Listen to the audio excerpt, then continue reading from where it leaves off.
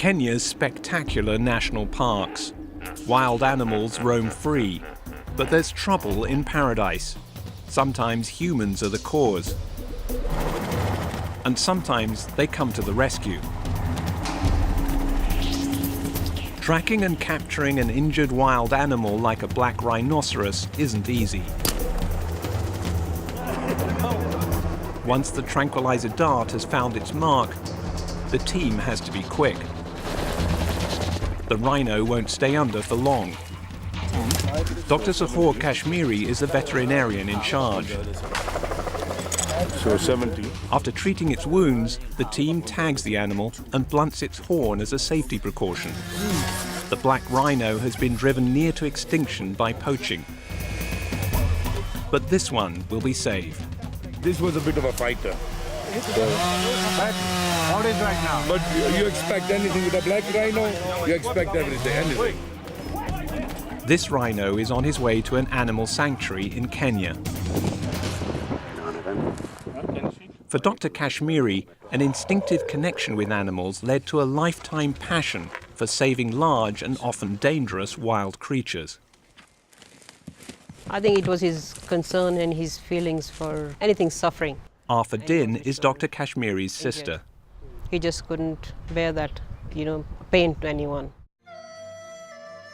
Over the years, Dr. Kashmiri's renown spread throughout his native Kenya and beyond. He was nicknamed Zorro for his fearlessness and his ability to rescue large animals. He frequently worked for no fee. Basically, one of the main problems you see is that people trying to trap animals or trying to kill them for food. So a lot of times we come across animals which have either snares on them or spears or arrows. That is a man-made problem. Another animal, another high-risk situation. A baby elephant has been wounded in a snare, but the protective mother has to be anesthetized first. Dr. Zorro then darts the calf. The herd, now alarmed, swarms around the drugged elephants and threatens the team. A 6-ton bull elephant tries to revive the calf and warns off the rescuers.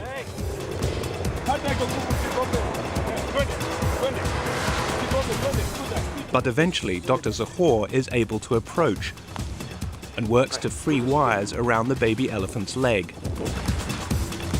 In time, mother and baby are reunited, and the prognosis looks good. Now, a new case. This time, an adult elephant needs running repairs. So what it looks like, it has a foot injury, which has developed into an abscess. With elephants, once they have injuries like that, if they sparse, you drain it, they heal very well, very quickly and very well. With elephants, it's very important, they must move. As soon as they cannot move, their digestive system gets finished, they don't eat enough, they don't get enough exercise, they go down.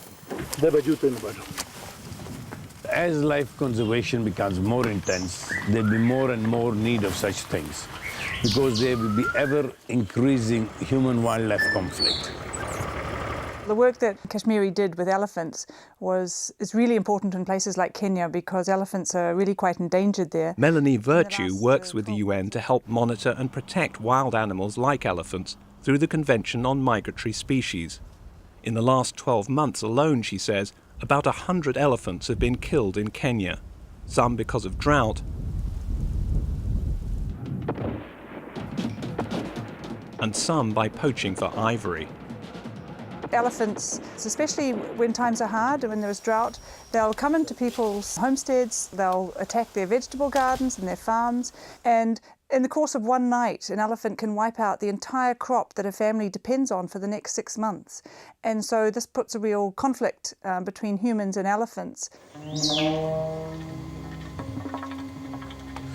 This is quite an interesting case of a very nice and big bull elephant, which might have strayed into people's farms, and as a result, he was speared by a Maasai spear on the head.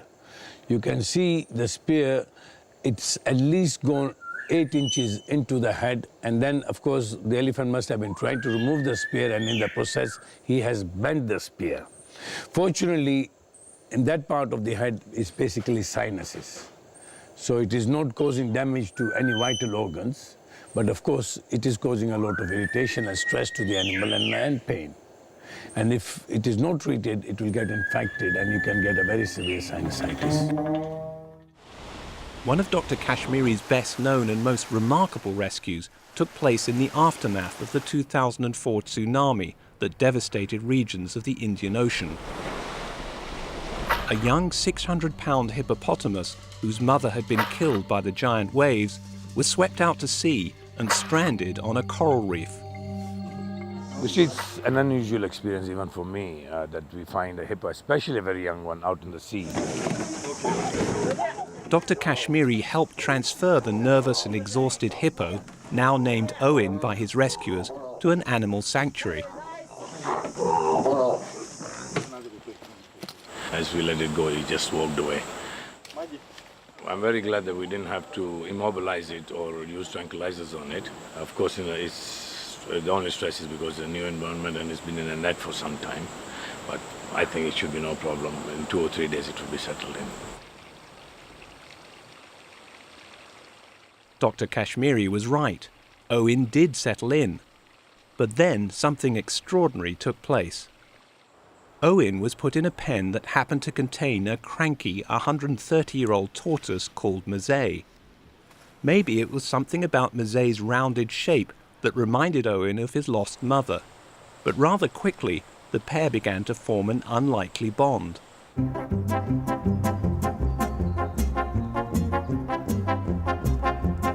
Owen started imitating his new mother figure, observing what Mazay ate and following the tortoise's movements closely. It was the beginning of a beautiful friendship, which stretched into months and then years.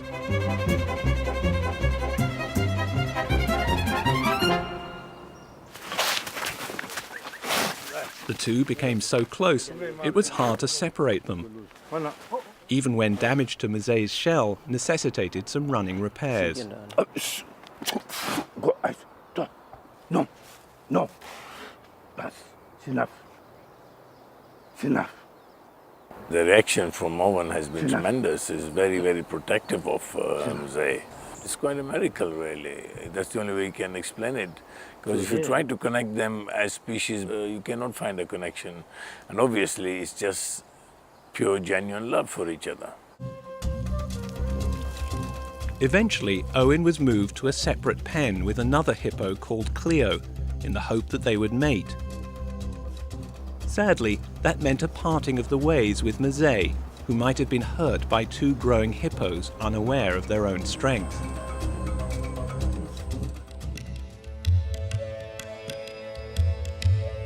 In September 2008, Dr. Kashmiri received a call for help from Ethiopia. The assignment was to lead to tragedy. Once more, the call was about elephants. The doctor's expertise was needed to attach a GPS positioning device to a particularly dangerous bull elephant, the one in this photo. It was Kashmiri's second visit to the herd. And he revived so fast. His sister was later told what happened. Normally when these elephants revive, they are staggering, with all that medicine they've had and everything, the tranquilizer. The veterinary doctor told me that he was completely alert the moment he was on his feet, the elephant, and he was aggressive, and he went straight for them. Dr. Kashmiri was killed by the elephant he was trying to save. I cannot thank my Allah for giving me the privilege of being a sister to such a great human.